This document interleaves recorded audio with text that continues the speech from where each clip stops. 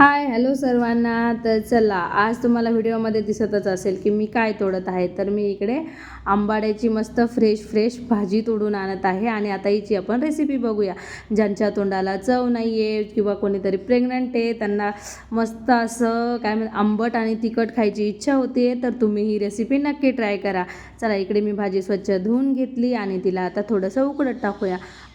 अगदीच 2-5 मिनटं उकडवली तरी पण जमते. तोपर्यंत इकडे मस्त लसूण, हिरवे मिरच्या आणि शेंगदाणे याचा मस्तपैकी कूट करून घेऊया. तोपर्यंत तव्यावर तेल तापत ठेवलं, तव्यामध्ये टाकायचं. आता हा माझा लोखंडी तवा आहे, याच्यावर सर्व जमतं. त्यामध्ये मस्त लसूण आणि शेंगदाण्याची जी भरड केली होती तर ती फ्राय करून घेतली.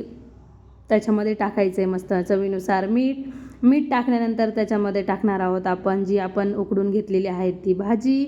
आणि भाजीला खूप छान जास्त वेळपर्यंत आपण एकजीव होईपर्यंत तिला मस्त परतून घेऊया.